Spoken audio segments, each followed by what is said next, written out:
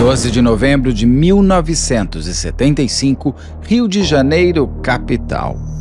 Já era madrugada quando um taxista jura que viu uma mulher nua se jogando da varanda do motel Vips na Avenida Oscar Niemeyer, entre os bairros do Leblon e São Conrado.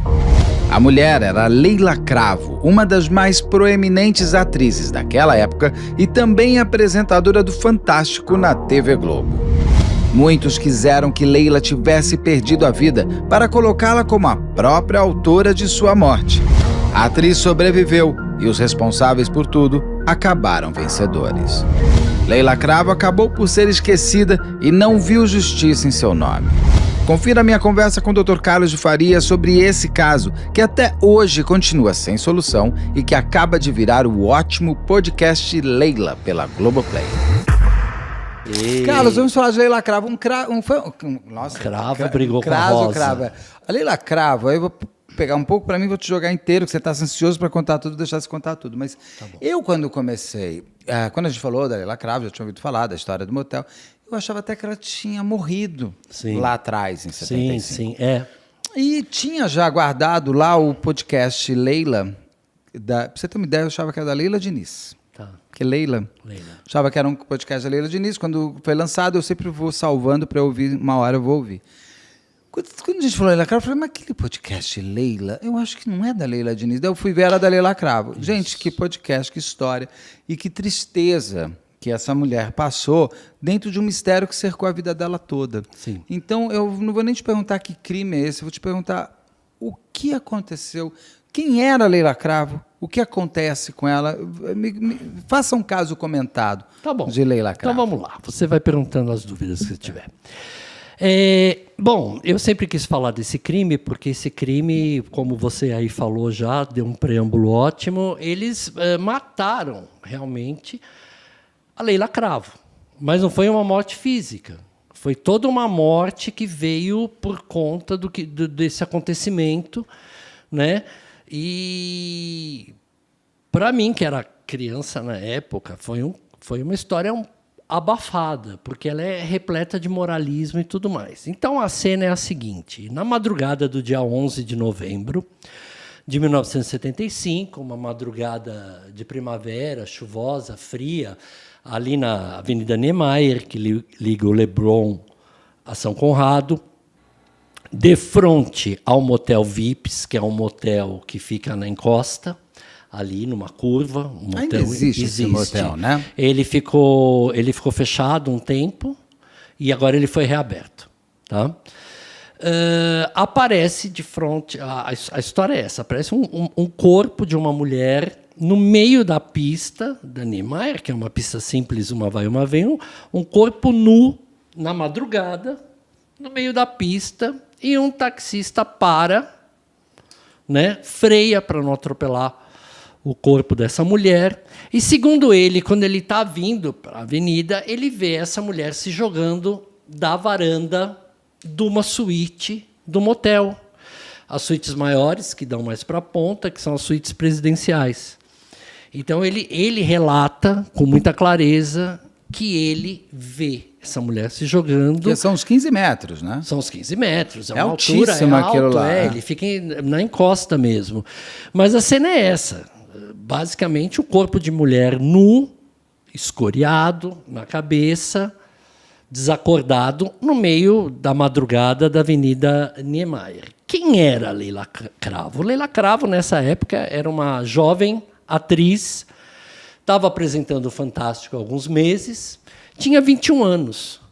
Né? Ela já tinha feito novela, ela fez uma novela, inclusive com a nossa querida, saudosa Aracy Balabanian, A Corrida do Ouro. Ela era uma atriz muito promissora, uma moça, 21 anos, da família ali da Urca.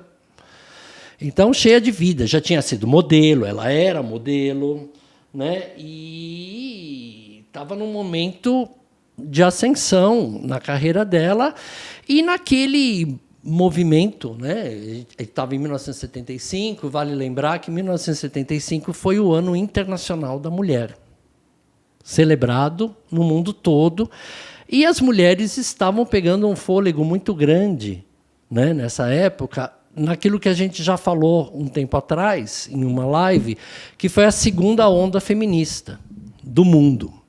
Então, havia sido o Ano Internacional das Mulheres, as mulheres estavam se emancipando dessa tutoria patriarcal, e a Leila não fugia disso, né? Ela era uma mulher jovem, no Rio de Janeiro, uma mulher livre, não é? Começando a carreira artística e tudo mais.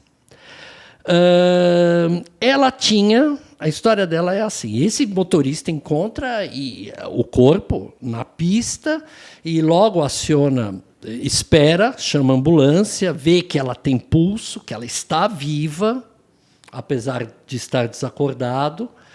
É chamada a ambulância e ele também avisa o motel, não é? A recepção do motel. O motel já acionam a polícia. E ela é levada para o Hospital Miguel Couto. Ela dá entrada no Hospital Miguel Couto. Ela foi de ambulância? Ela foi de ambulância. Ela não foi com um táxi? Então, o relato é que ela foi de ambulância. Ela chega de ambulância. Ela chega de ambulância porque o hospital é muito rígido com essas entradas, né? Não, porque era de madrugada, não era de madrugada, não tinha mas celular, a liga do motel? Do motel é que chama. Tá. O motel é que logo chama ela, porque como ele disse que ela caiu da sacada, se ela se jogou da sacada, na verdade, então logo foi acionado o motel. Bom, o que tinha acontecido naquela noite? Né? A Leila tinha estado em São Paulo, era uma segunda-feira, se não me engano, era uma segunda-feira. Na madrugada de segunda-feira. A Leila tinha estado em São Paulo para fazer uma gravação e depois ido passar o fim de semana em Ilhabela. Da Ilhabela, ela tinha retornado para São Paulo e de São Paulo para o Rio, não é? Chegado no domingo à noite. E ela estava muito baixo astral, porque na época ela namorava um cara mais velho chamado Arthur Braga, um empresário paulista, casado, e eles tinham terminado a relação. E ela estava muito de baixo astral, tudo mais, e ela resolve sair com um amigo, né? Uma amizade colorida que ela tinha com outro cara também casado, que era o Marco Aurélio Sampaio Moreira Leite, que era um grande advogado, de advogado, de família tradicional carioca, e que eles saíram, ela chegou, ela quis bater um papo, saíram à noite e ali tudo começa. Tá? Bom, depois a gente vai descobrir o desenrolar dessa história. Mas, quando ela chega no hospital, então, desacordada e em estado de coma. Ok? Bom, a polícia é acionada e a perícia é acionada e entra nesse quarto de hotel. E no quarto de hotel, eles vão encontrar alguns indícios que levam eles apressadamente a levantarem no inquérito uma tentativa de suicídio. Então, eles vão encontrar um bilhete rasgado, do qual ela se queixa da vida, meio que levantando essa causa. Eles vão encontrar um relógio de pulso dela quebrado. Eles vão encontrar uma cordinha e uma série de cacos de vidro, junto com louça, maço de cigarro, né? Que não era da marca que ela fumava, porque encontraram um maço de Minister e ela fumava Hilton. E também não encontram um anel de brilhante que ela tinha, né? Depois isso vai ficar muito claro, um anel de brilhante que era de família, que tinha sumido, e dinheiro que ela tinha em espécie na bolsa, que também some. Então, foi levantado todo mundo que estava ali no hotel, né? Gerentes, garçons, porque o motel VIP, né? A gente está em 1975 e a gente tem uma questão muito séria nisso, porque assim, a onda do motel estava começando, Beto. E a febre de motel estava começando a proliferar no Brasil todo, que era uma derivação dos hotéis de alta rotatividade. Né? Estavam tentando ser americanos. Eles estavam tentando ser americanos para deixar um turismo de carro mais fácil pelo Brasil. Você para, dorme, só que na verdade virou. Era outra coisa. Era uma ideia de fazer essa coisa, porque a gente estava também naquele boom do Conheça o Brasil, viagens para o exterior eram caras, tinha um tal de depósito compulsório para sair, havia um fomento, estamos em plena ditadura militar, governo Geisel, havia um fomento do turismo nacional, do camping, havia um incentivo de tudo isso, então o motel ele veio muito para atender isso, e só que ele foi caindo com outras finalidades, né? Então ele tinha essa história de um hotel de alta rotatividade, onde você não precisava apresentar certidão, você não precisava mostrar que você era casado com ninguém para se hospedar, que até então você tinha alguns trâmites. É muito doido, né? Para você ir para um hotel, você tinha que mostrar a certidão de casamento. Se você ia com uma pessoa, com uma mulher, você tinha que mostrar. O motel já vira motel. O motel já começa a ter as suas funções, que não e era tudo pelos militares, né? Eles que cuidavam dos motéis. Na verdade, os motéis foram impulsionados pelo regime militar, né? E alguns militares controlavam e tinham esse monopólio, digamos assim, das licenças, né? Assim como depois isso derivou numa máfia, né? Porque o motel começou a sofrer um tipo de extorsão. Sim. Em torno de um seguro, né? O próprio caso, esse caso da Leila Cravo, foi um caso que foi um estopim para que uma certa milícia, né, carioca, começassem, que saiu de militares reformados, a extorquir donos de hotéis para garantir um seguro, né, para os hóspedes, para que coisas não aconteçam. E era um seguro, era uma extorsão, era uma coisa doida. E os motéis, diferente do que é hoje, os motéis, e o VIPs em especial, ele tinha passagens secretas. Ele tinha passagens entre os quartos, né, que eram as passagens de serviço. Que até hoje é assim, motel. Hoje até menos, sabe? Porque hoje a coisa já está mais declarada, então não tem como era antes. Antes tinha passagens secretas mesmo, porque as pessoas não queriam ser vistas incomodadas. Então você tinha como circular, os garçons circulavam. Eram corredores muito, que você não via. Quando você entrava no quarto, você não sabia nem como é que a pessoa chegava lá. Exatamente. Claro, gente, é lógico que já foi a motel. Né? Todo mundo já foi. Então, os motéis eles tinham muito essas passagens, o que vai facilitar muito o desenrolar desse caso. Bom, dando sequência, a Leila entra em coma no hospital e logo percebem que aquela pessoa, aquela mulher nua, que chega enrolada num lençol depois, não é? Era a Leila Cravo. E aí eles vão como ela veio dali da estrada e o taxista dá o depoimento que ele tinha assistido ela se jogar do hotel, a polícia foi para lá, a perícia foi para lá, tudo mais, e encontram e vão começar a desenrolar porque encontram o cheque desse cara que a Leila estava, o Marco Aurélio. É o Moreira Leite. O Marco Aurélio. Moreira Leite. Porque ele, na versão dele, ele é chamado, né, a partir desse cheque e pedem a versão dele, ele vai dar. Então ele sai, voltando à história, ele sai com a Leila aquela noite, que ela chega de São Paulo, ela está numa fossa que tinha desmanchado com o Braga, né, o empresário de São Paulo, e eles vão a um restaurante muito famoso ali no Leblon, que era o Antônios. O Antônios era um restaurante muito famoso, que se reunia a classe artística, empresários, era um restaurante bem badalado do Leblon, e eles foram para lá, não é? E ela estava triste, chorosa, muito desiludida, tudo mais, e ele convida ela para tomar uma sauna, para relaxar, para conversar melhor, no VIPs. E ela aceita de ir, né, com ele para o VIPs. E, nesse meio tempo, ela vai ao toalete. Ela foi ao toalete, depois eles pegaram e foram para o VIPs. Chegando lá, eles tomaram a sauna e ficaram juntos. E ele, então, na hora de ir embora, ela falou que ela queria ficar um pouco mais, que ela estava com sono, que ela dormiria ali. Então, ele pega, vai embora, deixa o cheque na portaria, isso toda é a versão dele, e vai para a casa dele. E os garçons e a gerência, com hábito de ligar para o quarto, ela atende, diz que estava tudo bem, né? Pede mais uma garrafa de vinho.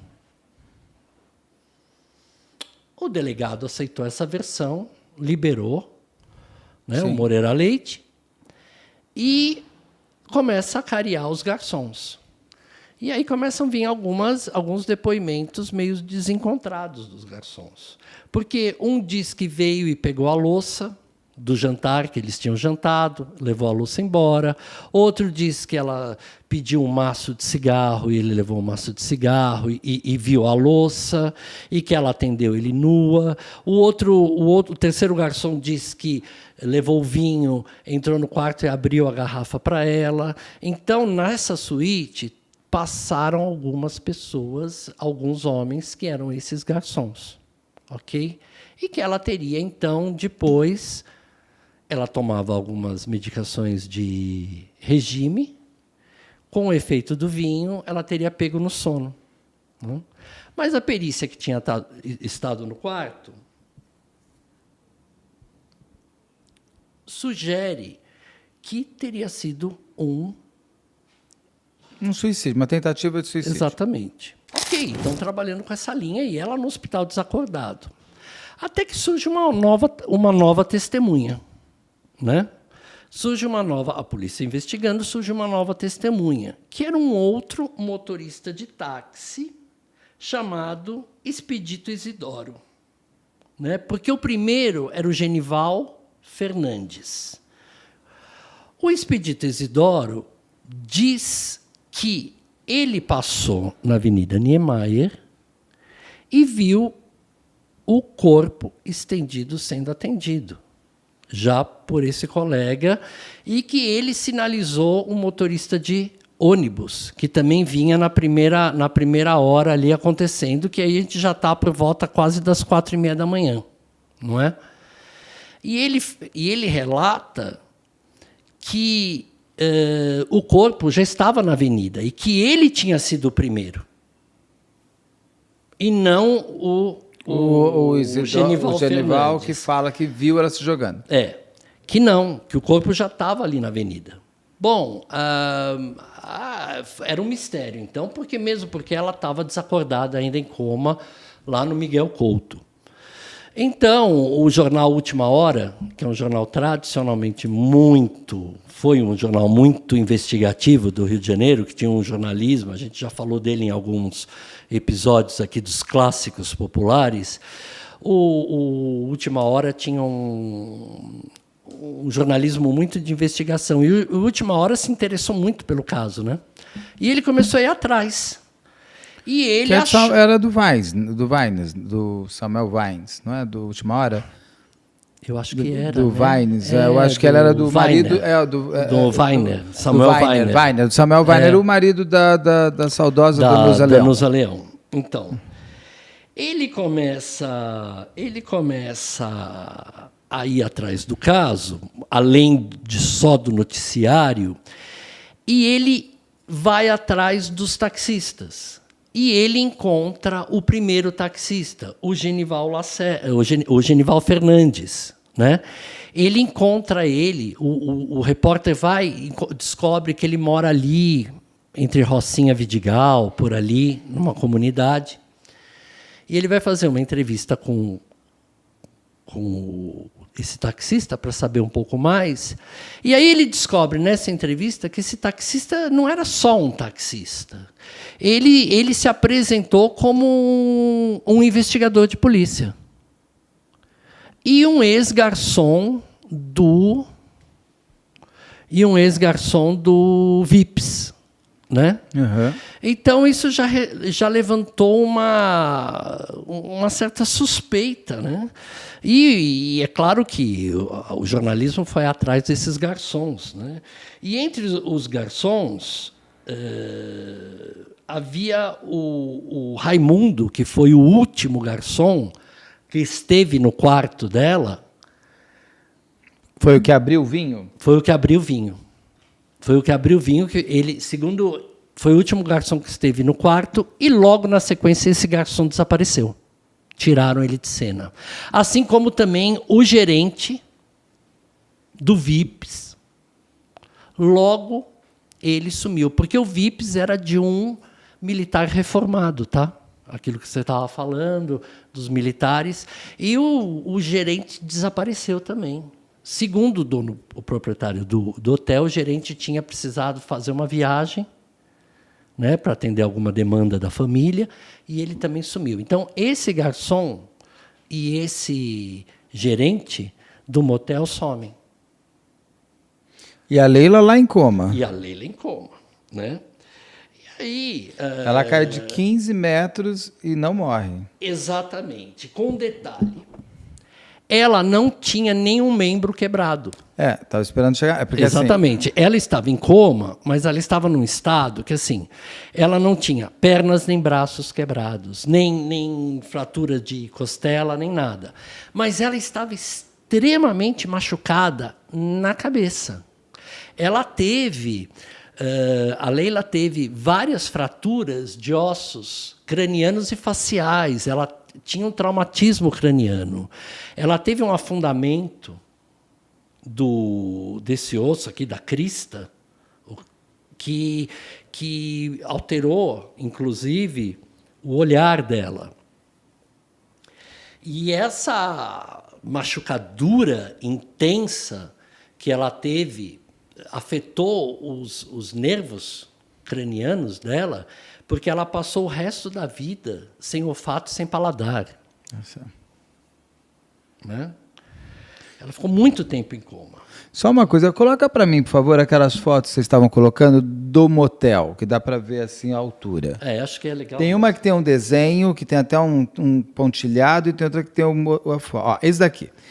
Como que uma pessoa se joga... Eu não entendo. Sabe o que acontece? A investigação não é que ela é uma investigação ruim.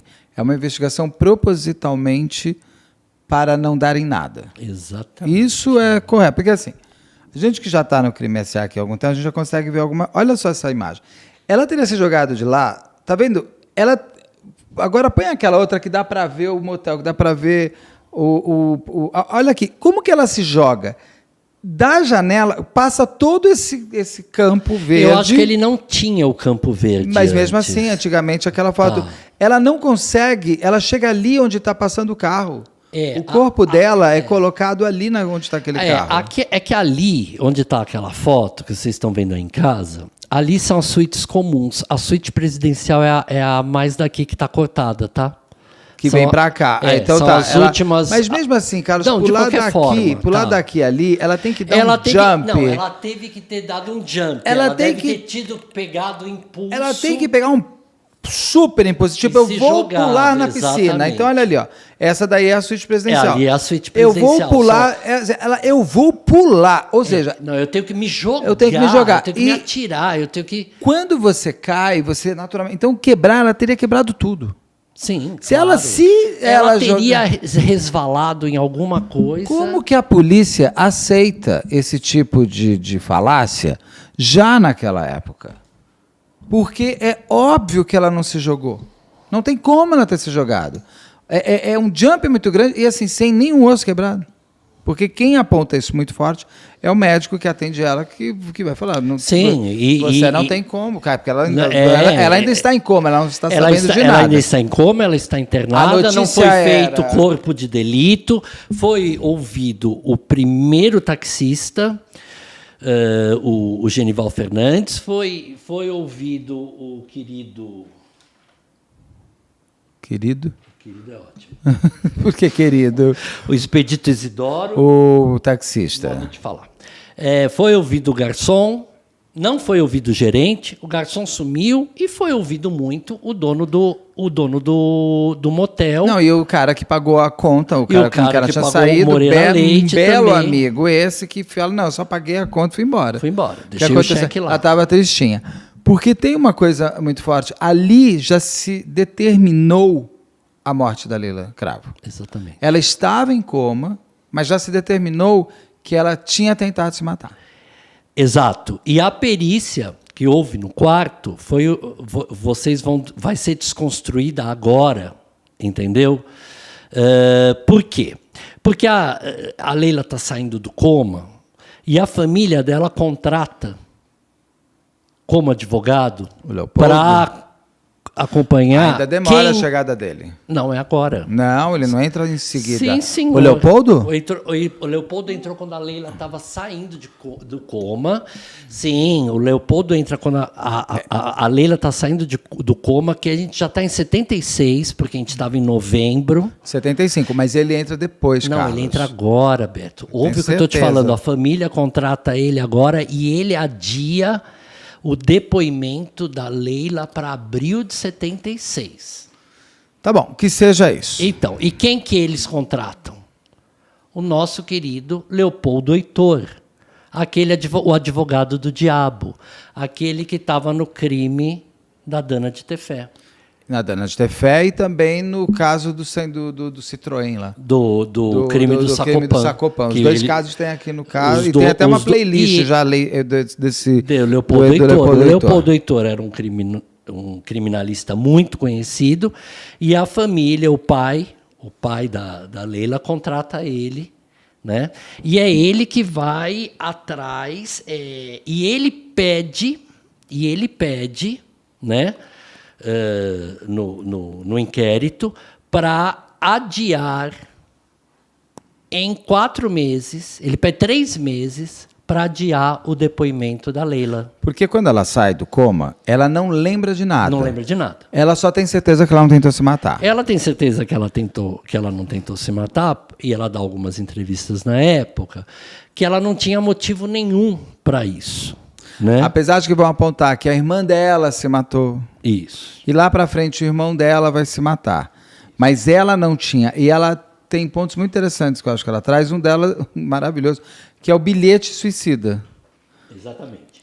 O Leopoldo Heitor, ele é o responsável por, inclusive, desmascarar o primeiro taxista. Ele é que na delegacia, desqualifica o depoimento do primeiro taxista, né? O Fernandes, o Genival Fernandes, que ele diz que seria impossível ele ter visto aquilo, que teria sido impossível a queda, entendeu? E que o segundo taxista é que estava dizendo a verdade. Então, porque só uma coisa do bilhete suicida, porque E aí- ela fala, tem muito erro de português, Então, e ela escrevia muito Exatamente. Aí, quando eles vão investigar bem. E nem era a letra dela. a cena do quarto, eles descobrem, porque é levantado o seguinte, nessa perícia, na primeira perícia, é levantado que ela tenta duas formas de suicídio. A primeira, que ela teria tentado cortar os pulsos, e a segunda, que ela teria tentado se Por enforcar. isso o caco de vidro. E a terceira, que ela teria se jogado da sacada. Os cacos de vidro vêm por água abaixo porque era um copo quebrado, Sim. né? Que a gente vai entender mais para frente o porquê desse copo. E a corda não era uma corda, era um fiozinho, era um cordãozinho que tinha lá por alguma coisa que foi plantado ali, que estava muito longe de ser uma corda suficientemente forte para o enforcamento. E ela queria mesmo se matar, hein? Ela primeiro tenta se cortar. Não dá certo. Ela tenta se enforcar. Não dá certo. Eu então pulo ela da se janela. joga E com jump ainda. Assim, vou pular. Então. E vou de nada. Ela teria caído de cabeça. Por aí, exatamente. Aí começa.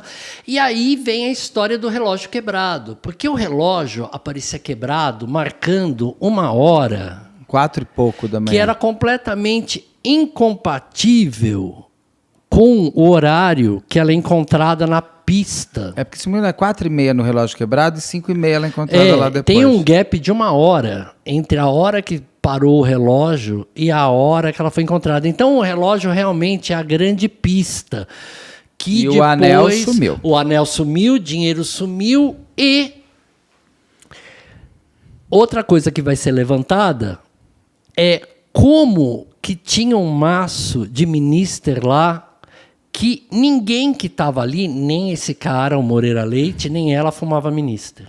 E ainda um dos garçons fala que levou um maço de Hilton para ela. Exatamente. Além do vinho. Então, assim, e quem fuma um cigarro não vai fumar o outro, não adianta.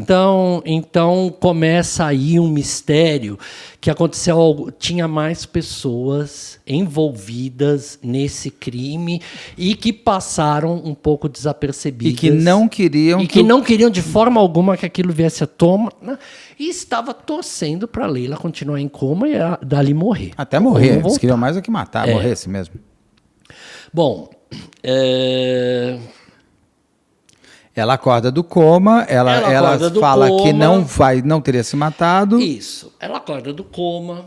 Em abril, ela dá o primeiro depoimento dela. Abril de 76. Agora a gente já está em abril de 76. Né? A cena toda disso tudo foi em novembro de 75. Ela ficou meses em coma. Depois ela voltou, ela começou um processo de recuperação. Ela estava toda arrebentada.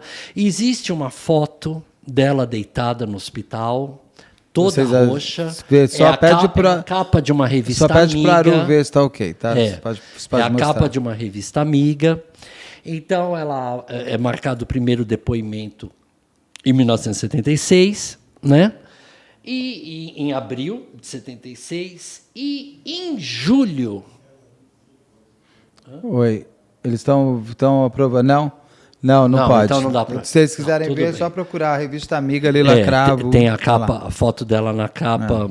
Bom, moral da história, gente. Em julho de 76, a Leila estava sendo chamada para estrelar no teatro uma peça do Carlos Machado, que era um grande produtor de teatro carioca, ainda do teatro de revista e tudo mais, que se chamava Alta Rotatividade.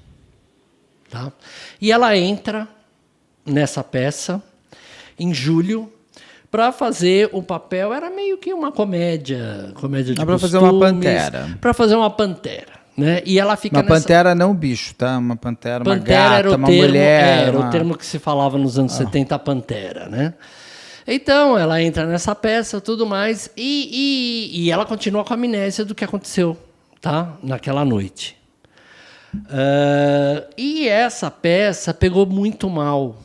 Pegou muito mal porque começou um boato na mídia que toda aquela cena do motel realmente tinha sido montada pela Leila como uma forma de autopromoção. Que ela estava tentando trazer para si os holofotes para a carreira, que ela não era lá grande coisa como atriz e que ela estava explorando, que ela montou tudo aquilo para ganhar fama. Ou só reforçando que ela era a mulher do biquíni, porque é aquela história, né? Uma revista vai falar sobre o acidente dela, sobre o crime contra ela, é uma foto dela com biquíni, de ela com biquíni. Vai falar de não sei o que lá, é uma foto de ela sensual. Exatamente. Vai falar não sei dela o que, é uma foto dela bem gata. Exatamente. Vai falar não sei o que, ela fumando, ela bebendo. Então, toda vez que ela iam falar do crime... Reforçava uma mulher de vida fácil. Exatamente. Vamos chamar assim. Uma mulher liberada, uma mulher livre. E ela era uma mulher extremamente liberada e livre com a sua própria sexualidade, que não a transforma no você vai lá e pega todo mundo que quiser pegar nela. Isso é a libertinagem que quiseram colar nela, né?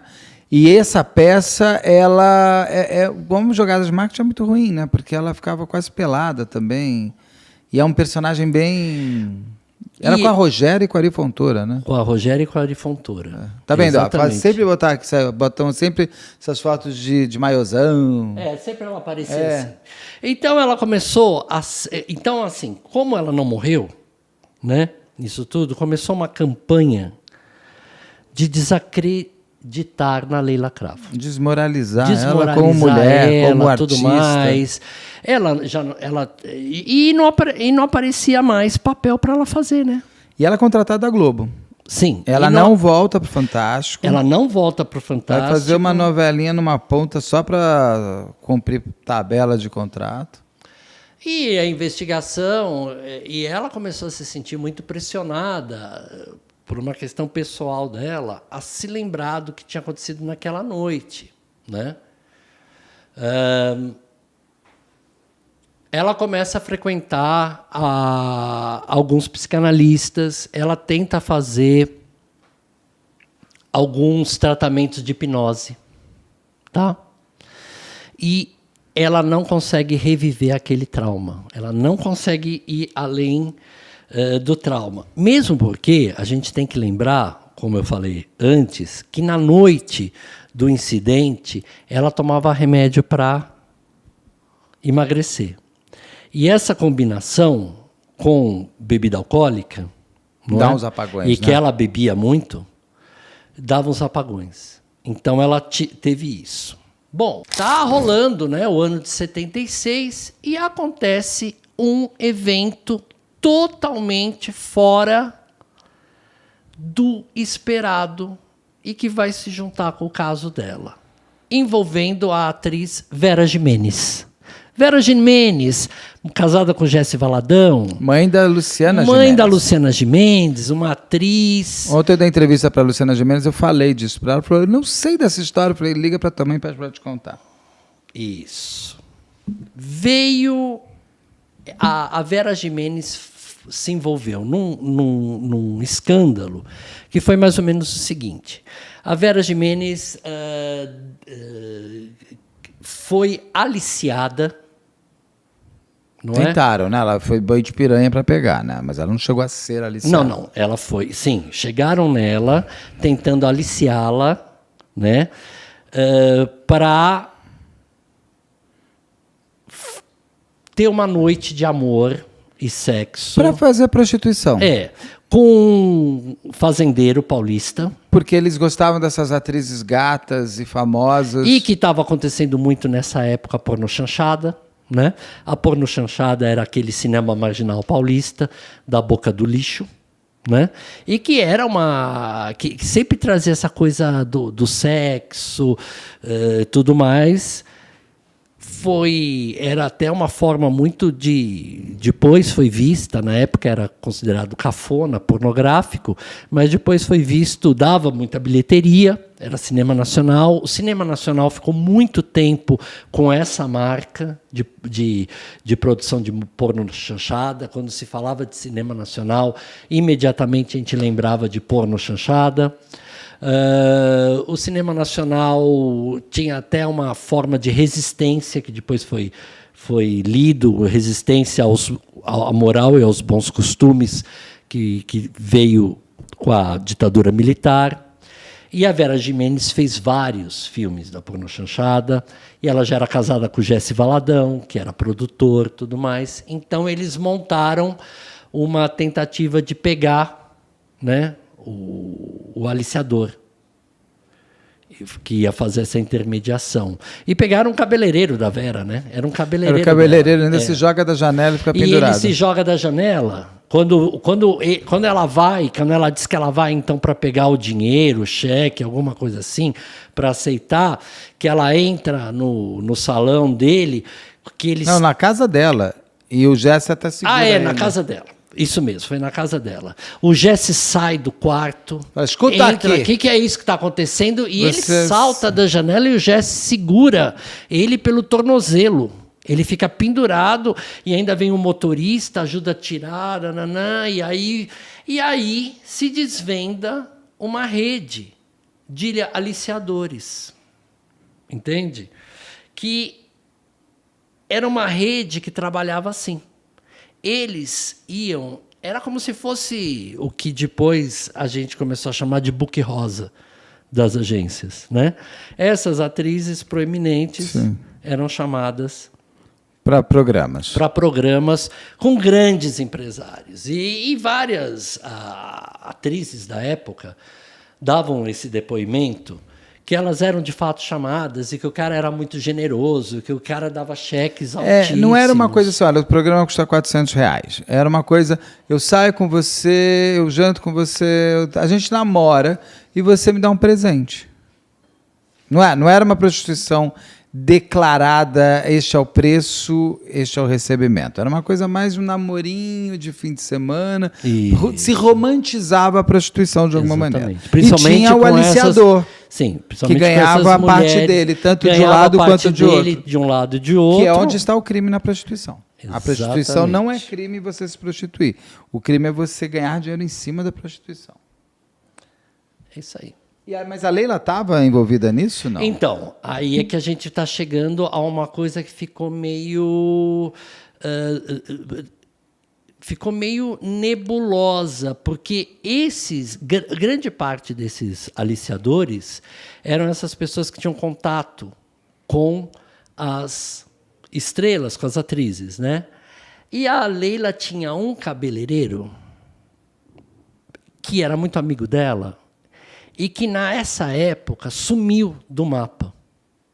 Sumiu, desapareceu, se afastou e desapareceu. Então, isso, para a investigação informal, começou a levantar hipóteses do que poderia ter acontecido naquela noite dentro do VIPs. Eu entendi um pouco diferente quando chega essa informação, vê se eu estou correto. Levantou as possibilidades de ela, mas o que eu acho é que ali mostra que existiam homens que teriam tudo que eles teriam tudo que eles quisessem no custo que custar, pagando ou não, eu vou ter essa mulher. E é o que vai acontecer com ela. Uhum. Eu não sei se ela estava nesse bojo de pessoas que estavam dentro de um business. Não, ela não. Ela não estava, ela não era parte de um assim como a Vera buque também rosa. Não era. Não, assim como a Vera Gimenez também não. Mas homens que fazem parte de comprar quem eu quero, olha para Leila e fala, vai ser minha sim. Exatamente. Isso aí. Para mim é mais isso. É para mostrar, inclusive, a construção de como era vulgar demais o pensamento masculino naquele momento, principalmente de homens com dinheiro. Isso. E, principalmente, o preconceito que começou a seguir a Leila, muito relativo à história por ser num motel. O motel foi muito forte, né? O motel tinha E pelada, né, Carlos? Sim, pelada. Pelada. Na via, na madrugada, no hotel. Então, em novembro, o preconceito... Novembro, esse mês que a gente está. O preconceito do motel foi totalmente jogado em cima dela, né? E aí ela foi, por conta disso, nessa época também, veio à tona a máfia dos motéis, né? Isso que eu falei. Surgiu esse escândalo, né? Um inquérito que foi aberto, né? Porque um militar reformado, de nome... Era um coronel, Newton Leitão, que foi um dos criadores do Serviço Nacional de Informação, do SNI, né? Ele estava, junto com a Associação de Delegados da Polícia, pressionando os motéis para que os motéis fizessem um seguro particular com eles para evitar esse tipo de caso que tinha acontecido, né? Com a Leila e outros mais. E quando o governador do Rio sabe disso, ele abre um inquérito, porque os donos de motéis não quiseram aderir a isso. Então, são pipocos que estão acontecendo em volta, nos anos subsequentes, né, de 76 para 77, 78. E o caso insolúvel ainda do que tinha acontecido. E o que é muito triste, você vai chegando já em 78, em momento nenhum a sociedade da época via a Leila como vítima. Não. É tristíssimo isso. Ou ela tinha feito aquilo para se promover, ou ela era vagabunda mesmo, uma mulher muito libertina, tudo mais. Mas quer o quê também? Ficar pelada no motel com um homem casado? E nem dentro da família ela tinha apoio. Não, nem dentro da família. Nem da mãe, Você nem falou do pai. isso outro dia muito claramente. Ela também não conseguiu ter apoio dentro da família dela. Aliás, a mãe dá depoimentos horrorosos. É assim, você vai chegar nesse ponto, são coisas terríveis. Em 78, ela ainda foi chamada para fazer 2 novelas. Na Globo. Ela fez a Te Contei, né? Que era uma novela, acho que da 7. Para acabar com o contrato dela já. Tava E encerrando. ela fez Grito de Alerta. Mas tudo pontinha. Tudo Para uma não. moça que estava despontando, que já tinha sido apresentadora do Fantástico, era papel de apoio. Sabe aqueles nomes que aparecem em elenco de apoio só no final? Era aquilo que exatamente. Estavam matando ela em tudo, na moral, no profissional, no artístico, no mental, no talento. Foi uma mulher que ela foi muito judiada, desculpe a palavra, ela foi muito massacrada, né? Como se ela não tivesse direito de ser vítima. Destituíram dela o direito de ser vítima. E ela mesma, uma hora, ela também se afasta um pouco de se ver como vítima. Né? Ela não era mais chamada para nada, não aparecia mais trabalho. Então, nessa inflação, né? Nessa caricatura da mulher bonita, da mulher de motel, tudo mais, ela foi convidada para pornô chanchada. Já foi para aquela peça que só confirmava pensamentos de pessoas. E aí ela foi fazer um filme, coitada. Estava passando aqui até o pôster. Quem é o pai da criança? Você viu o pôster? Eles estão com o pôster. O pôster, Passa aí o pôster, gente. O pôster chega a ser agressivo. Olha isso, gente. Leila Cravo, Helena Ramos, que foi uma atriz tipicamente da pornô chanchada, a Zaira Bueno, a mesma coisa, o Fausto Rocha, que foi ator. Essas pessoas, ator da tirando Tupi, a Leila Cravo, não sei mais nem e o Celso Faria, um anônimo meu. E a Leila Cravo ali, gente, a Leila Cravo, de topless, escondendo o peito. E, gente, esse filme... Você viu a sinopse? Não, você sabe. Você viu? A sinopse é o seguinte... Olha só. A sinopse, o filme praticamente se passa num motel. Quem é o pai da criança? Quem desses caras que transa com ela... Porque ela trabalha numa empresa... Ela trabalha numa empresa... E dá para todo mundo. Dá para todo mundo e para cada um que ela dá, ela vai fazendo a chantagem. De quem é o pai da criança. Que ela está grávida, que talvez você seja o pai, talvez você seja o pai. Mas se passa no motel. Talvez você seja o pai e ela vai pegando dinheiro desses caras. Como é que se fala isso? Chantageando esses caras. E se passa no motel, a maioria das vezes, ela tem o relato dela, nossa, e pegou muito mal, né? E ficou muito chato, foi assim, ali começou um processo. Bom, Beto, estamos falando de 78, né? Em dezembro de 78, o caso cai para um novo delegado que classifica o fato como um homicídio comum. Porque fica claro que não foi... Aí cai a tentativa de suicídio.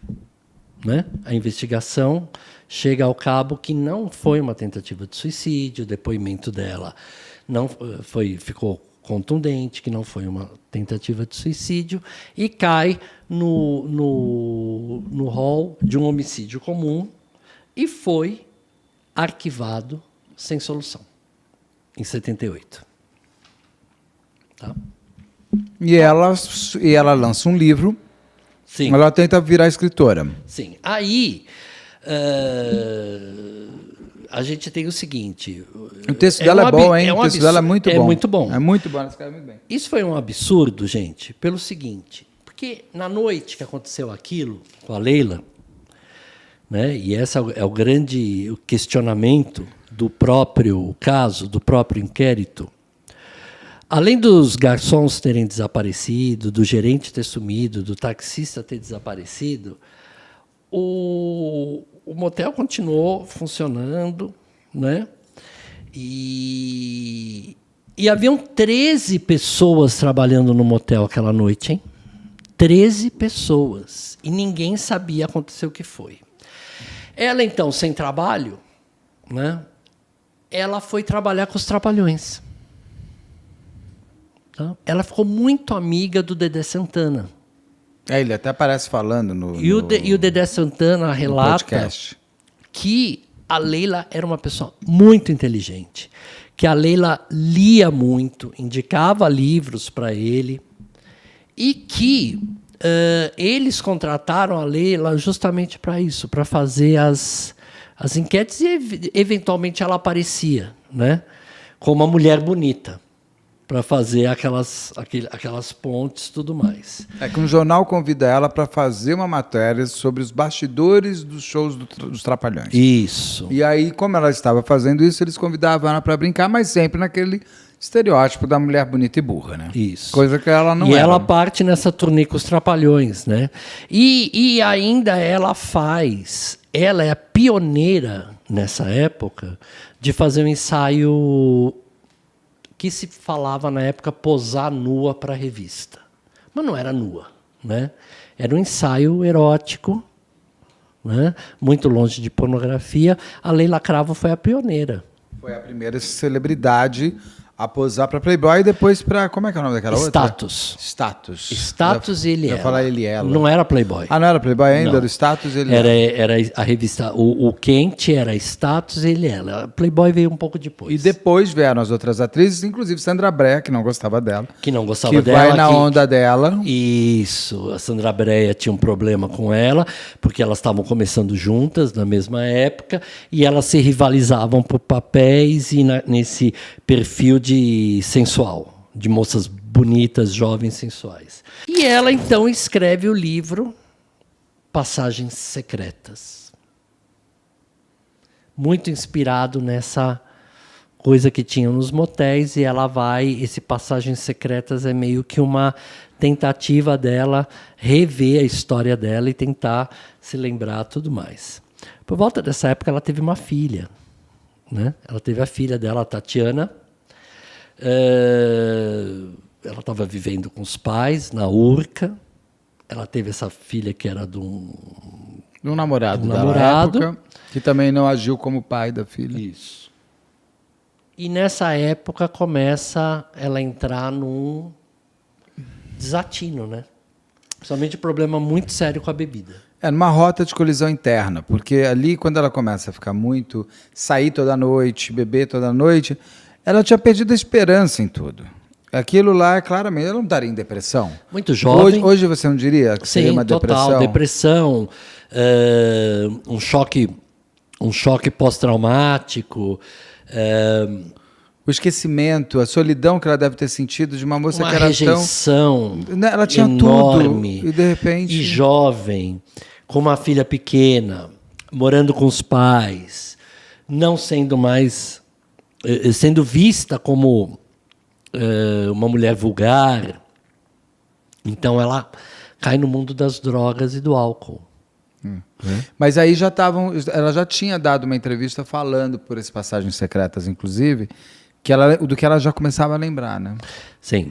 Aí ela começa a lembrar e ela vai reconstituindo um pouco, as coisas vão voltando para a cabeça dela, né? Porque os anos vão passando. E ela tinha muito isso. Durante esse período, foi o período mais negro da vida dela, né? Porque a filha era pequena e o relato da filha é muito impressionante, de ver a mãe toda noite se arrumando para sair para as baladas, entendeu? Brigando com os pais. Brigando com os pais, saindo extremamente arrumada para ir para essas festas, onde ela era chamada para ser a mulher bonita, a mulher gostosa, daí voltava toda destruída, a boazuda, onde ela bebia demais. Sabe onde ela usava droga. Ela foi pega numa dessas noitadas, ela foi parar na delegacia. Como traficante, né? Como traficante. Ela foi pega usando cocaína no banheiro do restaurante. Chegava toda destruída, desmantelada. extremamente agressiva, porque ela era extremamente agressiva quando bebia, quebrava a casa toda, né? Brigava com os pais e no dia seguinte acordava muito tarde e a única vida que ela tinha era essa e jogar carta. E a filha não entendia, porque a mãe da Leila Cravo rasgou todas as capas de revistas, todas as matérias. E naquela época você não tinha internet para chegar e botar a Leila Cravo e ver o que sua mãe tinha. Então a menina não fazia ideia do que a mãe dela tinha sido, qual o tamanho que ela já... de onde ela saiu, até onde ela chegou. E ela e a filha, e eles nunca comentaram em casa a história o caso real, do o motel, o crime, como tudo crime, mais. ela como vítima. Como vítima, não. Né? Era aquela coisa toda. E o medo, ela sempre vivendo medo, o pudor, o machismo, o preconceito. É triste, é tocante quando a filha dela conta que ela se escondia embaixo do edredom, porque ali ela se sentia sempre protegida, e que isso foi para a vida toda dela. Até lá para frente, lá em 2000, alguma coisa, ela descobriu o que aconteceu com a mãe dela. Ela viveu com uma mãe sem saber qual a história da mãe de verdade. E isso é muito triste para ela, como filha, não permitiram que ela conhecesse a mãe dela e que ela pudesse, assim, até ajudar a Leila Cravo. E que, quando ela comentava que ela era filha da Leila Cravo, as pessoas olhavam de soslaio, né? Ficavam assim constrangidas de saber quem era a mãe da Tatiana. Bom, depois a Tatiana... E quem tinha memória também, né? Porque a história da Leila Cravo lá de 75, em 88, mas não é muita gente. Sim, tinha gente claro. Que achava que a Leila Cravo tinha morrido naquele dia. Exatamente. Tinha gente que achava que a Leila Cravo tinha morrido. Ela morreu agora, em 2000, sei lá, e tem gente falando, mas ela não morreu lá em 75? Não tinham pessoas que não faziam ideia que ela estava viva e que ela tentou voltar e que ela, na verdade, é uma vítima de uma tentativa de feminicídio, que a gente vai entrar agora, daqui a pouco. Ela ainda foi fazer um trabalho em Cascavel, no Paraná. Ficou um tempo lá. Ficou 3 anos morando em Cascavel, no Paraná, fazendo um trabalho de jornalismo. E depois ela conhece um outro jornalista, né, de Curitiba, o Antônio Pietrobelli, que ela se casa com ele. Ela fica 12 anos... Uma relação tóxica pra morando caramba. em Curitiba, numa relação tóxica de dominação, de controle, o qual ele passou a tomar conta da vida dela. Ela criou uma dependência enorme dele. Tirou ela das drogas, mas colocou ela dependente dele e da vida dele no silêncio dele, né? E o que ela começou a lembrar já? Ela começou a lembrar, e aí a gente já está chegando aí no ponto, o seguinte. Vamos voltar lá. Daquela noite no Antônios. Aquela noite no Antônios, que ela veio de São Paulo, tinha passado o fim de semana em Ilhabela, que ela tinha... Você já vai entrar no grande personagem. É que tem um ponto antes. Qual é? Que ela começa a lembrar dos garçons. Ela fala assim, os garçons devem ter tentado abusar de mim. Porque ela conseguia lembrar de homem em cima dela. E ela Sim. acha que é o primeiro garçom. E a mãe dela dá um depoimento que eu achei muito doido. Que a mãe dela fala para um jornal, eu imagino que esse homem tenha entrado no quarto, que seria Visto o garçom, ela nua. E tentou paquerá-la. Só que a Leila, quando acorda, ela é muito agressiva, ela é muito violenta. Eu sei porque eu sempre, quando acordo Leila, ela é muito violenta. Acredito que naquele momento que o homem tentou paquerá-la, ela pegou e foi violenta com ele. E ele revidou. Com ele não queria fazer nada. Assim, Exatamente. praticamente é o seguinte, filha, o cara entrou para estuprar sua filha e ela, na verdade, ela foi agressiva com ele. É uma coisa... Porque não era para ele acordar. Esse depoimento, esse depoimento para mim... Esse depoimento é muito doentio. Eu tive que ouvir umas 4 vezes, porque eu não conseguia acreditar. Se é isso mesmo. Porque para mim não tem contexto, não tem nada. Não é o pai dela falando, não é um amigo. É a mãe. É a mãe. É a mãe. Você Exatamente. entende por que essa mulher saia para beber toda noite? É porque a situação na casa Porque dela você devia ser não tem infernal. apoio. Ela não tem apoio. Quem mais tinha que queriam apoiar? abafar o caso de qualquer forma, entendeu? A vida dela, o trabalho dela que ela adorava fazer, o talento dela foi E aí jogado você pro vai lado. entender, agora, daqui a pouco você vai entender também por que o depoimento dessa mãe. Também. Então ela está voltando de Ilhabela no fim de semana, que ela rompeu com um empresário casado. Ela vai com o amigo Moreira Leite para o Antônios tomar um drink. Ela está chorando a beça, entende? E ele convida ela, então, para ir para o Vips, para a suíte presidencial, tomar uma sauna, beber mais um pouco, curtir, talvez até alguma coisa a mais. E então ela se levanta, pede licença e vai ao banheiro do Antônios se recompor, como as mulheres fazem, né? Enxugar o rosto, lavar o rosto, Retocar a maquiagem. retocar a maquiagem, empoar o nariz. Fazer o quê? Empoar o nariz. O que é empoar? É passar Empurrar o nariz? Não, empoar. Passar tá. aquele pó de arroz, assim. Uma coisa antiga, empurrar o nariz. Fazer assim Apertar na a bochechinha, tudo mais. E ela vai ao banheiro, ao toalete. Quando ela volta do toalete, ela vai lembrar disso claramente. E aí que está Grande pulo. o grande pulo. Quando ela volta do toalete, o Marco Aurélio Moreira Leite está na mesa com um poderosíssimo ministro De Estado. de Estado do governo Geisel. Que ela só conhecia de revista, tá? Ela nunca tinha. Ela fala, ela deixa bem claro numa entrevista pública que ela dá em 2018. Que ela nem. Para Record. Na Record, em 2018. Que ela viu que ele está lá, ela passa, cumprimenta e fala, vamos. Né? E volta para a mesa. Mal sabe ela que ali estava sendo feito um business sobre ela. Mal sabe ela que ali está sendo fechado o negócio de aliciamento dela. Que ela nem fazia ideia. Não sei nem se é aliciamento financeiro. É um aliciamento de poder. O cara tinha grana, não, esse não, Moreira não, Leite. é Era claro, um aliciamento não. assim, vem que você quer comer ela. Em alta esfera. Quer comer ela, vem cá. Eu tô aí com a Leila Quer Cravo. comer também? Pô, eu adoraria comer ela. Tô precisando daquele contrato, que isso então, cria um vínculo. Em alta esfera não é mais dinheiro, né? Não, poder é vínculo pelo poder, né? Então eu tô aí com ela, eu tô indo pro Vips. Então Chega vem aí, lá, eu dou um jeito de você comer aí, ela. Você vai, vem aí, A gente fica segura tranquilo. ela. Não, vamos. Se ela ficar nervosinha, melhor ainda. Entendeu? E eles vão no motel. Ela de fato bebe.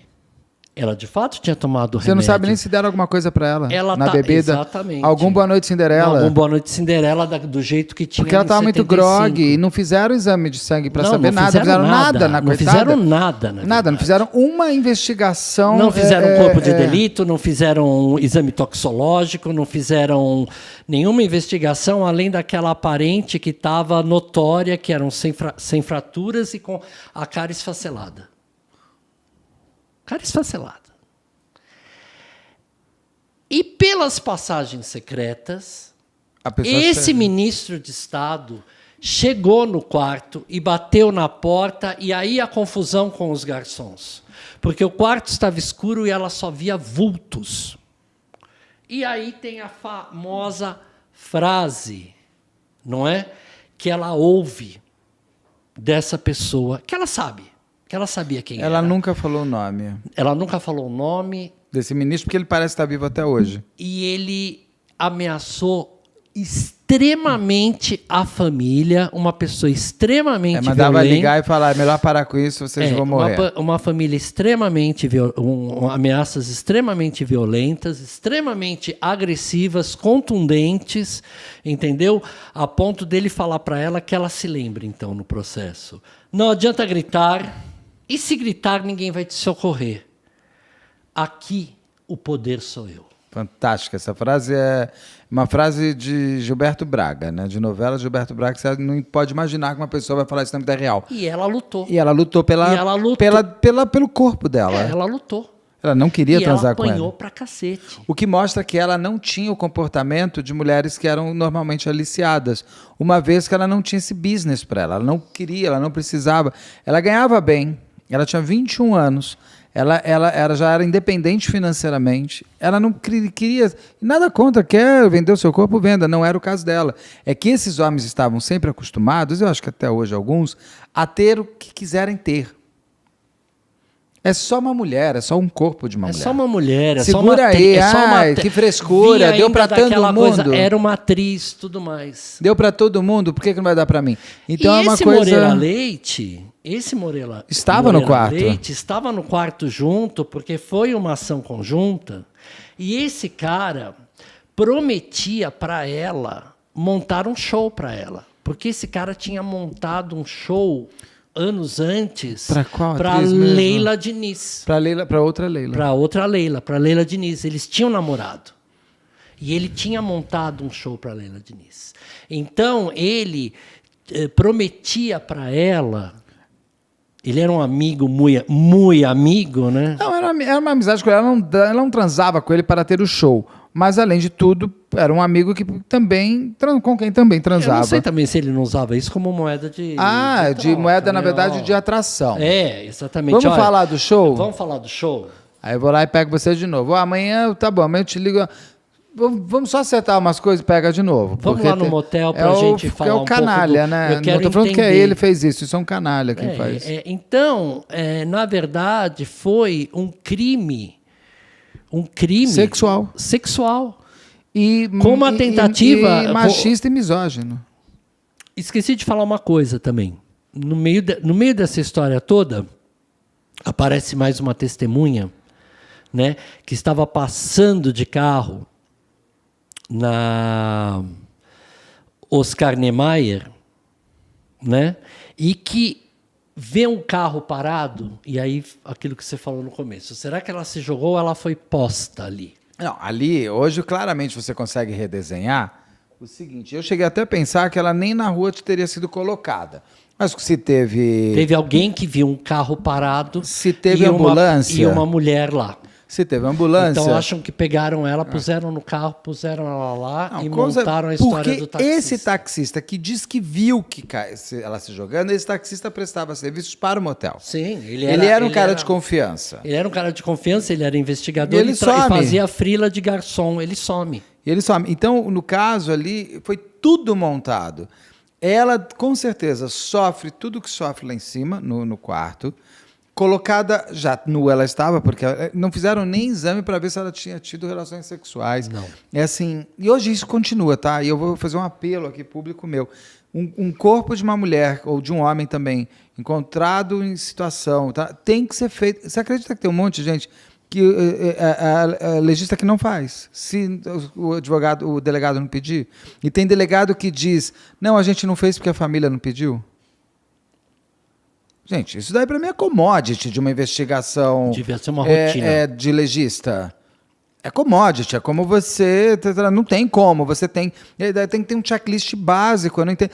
De novo eu falo, mais do que esses deputados ficarem perdendo tempo falando de casamento gay, lá, façam coisas que são importantes para a sociedade de fato. Por exemplo, colocar uma lei, uma lei de como tem que ser a forma de uma investigação pericial e do médico legista, isso vai facilitar e muito para a polícia, para as investigações. Então, você tem que fazer tem que ter foto do cadáver quando chega, tem que ter foto do cadáver depois de lavado, o cadáver todo, tem que pesar todos os órgãos, tem que fotografar tudo isso, tem que olhar para ver se teve crime sexual ou não. Ah, mas não parece ter. Vai fazer o exame. E ainda mais hoje que tem o DNA. E se não fizer, tem que ser penalizado. Opa. Tem que ser penalizado. Não fez, o médico legista tem que perder o emprego. Não tem depois de 3 estrelinhas você ganha um almoço, depois de 3 xijinhos você ganha uma dor. Não fez uma, não faz. Porque a gente não pode, como sociedade, aceitar que uma pessoa tem uma investigação mal feita. E no caso da Leila, lá em 1970, cacetada, Ela não foi feita também porque não quiseram fazer. Não quiseram fazer. A ideia ali Óbvio. era o máximo possível. Monta tudo como suicídio, morre a história. Quem sabe ela morre no hospital, se ela não morreu. Quem sabe ela morre por lá, isso vai ficar passar batido. É só uma atriz no mundo livre das drogas, do álcool, que se matou porque, e tá tudo certo. Tem um bilhete. A grafologia mostrou que não era a letra dela, como você falou, coisa e tal. Não era a grafologia, mostra que não era a letra dela. Aquele texto ela falou jamais escreveria com tanto com erro de português. Erros. E tem um outro ponto. Quando você fala que ela ficou 6 meses em coma, depois de cair do motel, você fala, pô, também ela caiu 15 metros. Não, ela não caiu 15 metros. Ela não caiu. Imagina o que essa mulher sofreu dentro daquele quarto, as pancadas que ela levou para ela ficar 6 meses em coma. Sim, pancadas na cara. Acho que foram 6 meses, né? Quase 6 meses, na cara, na cabeça. Ela perdeu o paladar pro resto da vida. Ela perdeu o olfato. E o relógio mostra a hora que foi tudo, porque ela não tirava o relógio de dia nenhum. Ela ficou com um semblante marcado que ela não tinha. E ela bate, o relógio com certeza bate, é aquela hora que começa a violência sexual nela. Exatamente. Em princípio, ela é encontrada umas 5h30, 6 horas. Essa mulher sofreu serviços durante uma hora e meia. Sim. E eu imagino do que fizeram com essa coitada. Então, o ponto mal investigado... Não colheram digitais, que isso já tinha na época. Imagina que ia chegar na envergadura... Leila. E quando me perguntam, existe crime perfeito? Existe, o da Leila Cravo. Da Leila Cravo. Porque até hoje, a única coisa que a gente sabe que ela falou foi que foi um ministro de Estado com esse outro cara. Mas ela nunca teve coragem de falar com medo. Não só por ela, mas pela filha e pela neta, porque ela tem uma neta. Então, é isso que eu ia falar. A neta é a chave central para que hoje a gente esteja falando dela. É a neta que traz de volta para a Leila Cravo o poder de vítima dela. A filha, não porque a filha não quis. A filha, na verdade, ela é tão vítima quanto a Leila Cravo. Ela é a vítima de não ter tido uma mãe. A Leila Cravo é a vítima de não ter sido uma mãe. Sim, em plenitude. Mas a filha dela tem uma filha, e a neta vira neta da Leila Cravo.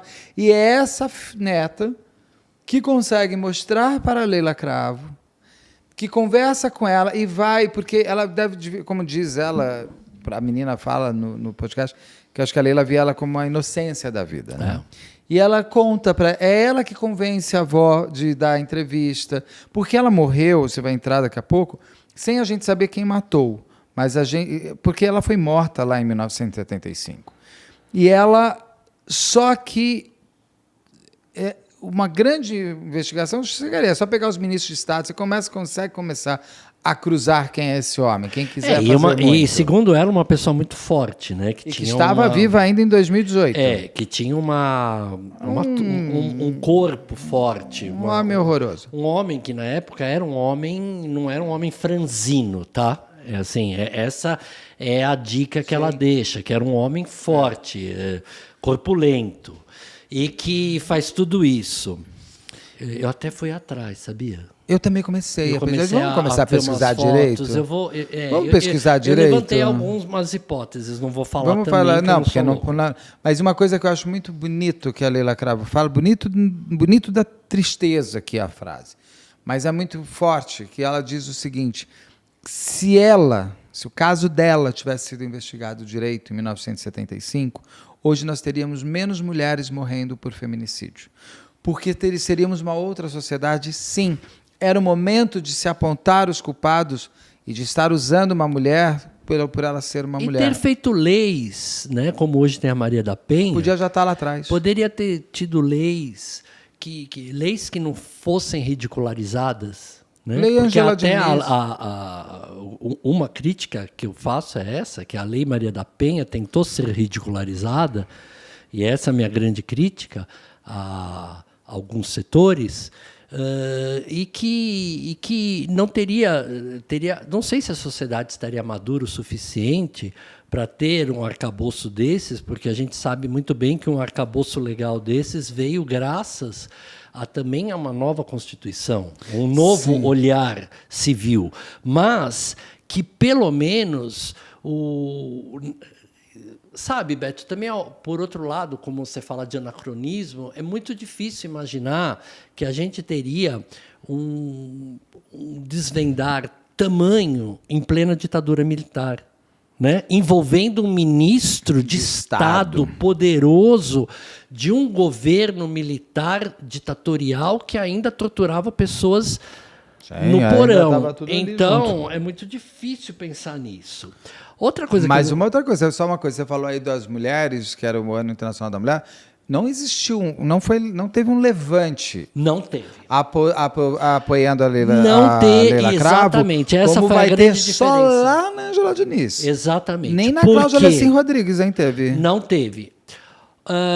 Por quê? A Cláudia Lecim Rodrigues, por conta do preconceito machista da época, que a gente tem que deixar muito claro assim. A Cláudia Lecim Rodrigues foi tratada como uma maluquete que andava metida com drogas, com homens mais velhos. O que você está fazendo aí? Quer o quê também? O que você quer? Quer dizer, você está aí dentro com esse monte de homem. Então, ele é homem, pô. A Cláudia Lecim Rodrigues. Ele é homem. Ele é homem. Prende sua cabra que meu bode está solto. A Cláudia Lecim Rodrigues, a família dela, eu me lembro muito bem, acabou com a família dela. O grande problema, o que desabonou muita coisa e favoreceu os assassinos foi o fato de estar envolvido com poder do tráfico internacional, porque ali naquela casa que ela foi morta, perto do chapéu do pescador da Gruta da Imprensa. Tem aqui no canal, viu, gente? Um especial que a gente fez sobre a Cláudia Lecim Rodrigues, Carlos. Exatamente. Ali era um ponto internacional do tráfico de droga.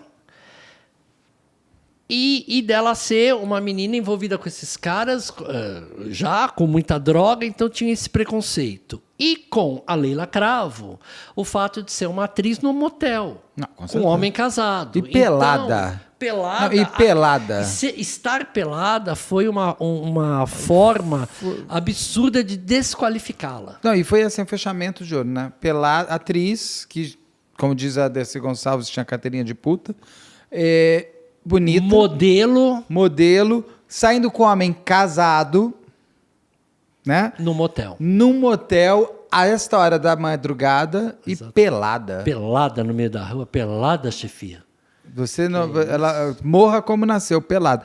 Então, a falta do levante feminista, que só vai bater lá na frente com a Ângela Diniz, porque, por causa da Ângela Diniz, outros homens começaram a usar a legítima defesa da honra para matar outras mulheres? Exatamente, porque o primeiro julgamento do DOCA, ele saiu pela porta da frente como herói. Aí é que vem. Porque a Ângela também era vista como mulher livre demais, perigosa demais, uma mulher que mexia com os homens.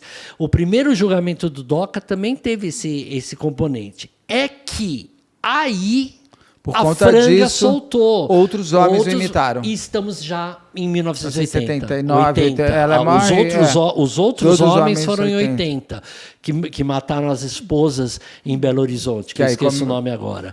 E aí surgiu, para o segundo julgamento do DOCA, que o primeiro foi cancelado, aí surgiu o levante, quem ama não mata, e aí mudou tudo. Aí o segundo julgamento foi 81. Então, todas. Aí ele ganha 17 anos de cadeia, 15, 17 anos. Foram todas para o fórum. A ditadura também já estava sendo enfraquecida, foram todas para o fórum de Cabo Frio, onde foi julgado. Fizeram aquela movimentação toda na imprensa, não é? Com os jurados, e então ele teve que pagar pelo crime, porque, para ele amava demais. É uma pena mesmo que a Leila Cravo tenha sido morta em vida.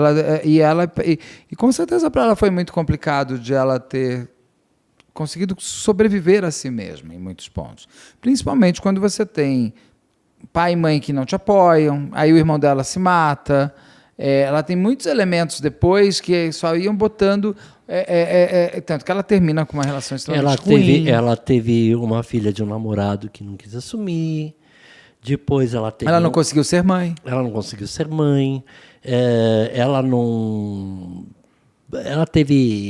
perdeu uma carreira, foi vista como uma mulher da pornochanchada, ela teve um casamento depois muito tóxico, demorou muito processo aí de terapia para ela se libertar de tudo isso. A Leila morreu, ela foi muito amiga também do Chico Anísio, né? Isso vale a pena lembrar. Foi bastante amiga do Chico Anísio. E o Chico Anísio admirava muito a inteligência dela, a sagacidade dela. Ela seguiu uma carreira de escritora, né? Ela tentou, sim. Ele gostou muito dela. A crítica foi super desfavorável a ela, porque ainda tinha aquela mancha da atriz do motel, da pornochanchada. O Chico gostava muito dela e ela era muito amiga daquela mulher do Chico, Alcione Mazzeo, né? Que elas se encontraram no final, tudo mais. A Leila morreu no dia 5 de agosto de 2020, gente, né? Aos 66 anos. Ela morreu de uma forma muito triste, né? Com uma infecção generalizada. Pode ser Covid? Eu não sei, eu procurei e ninguém sabe. Covid não.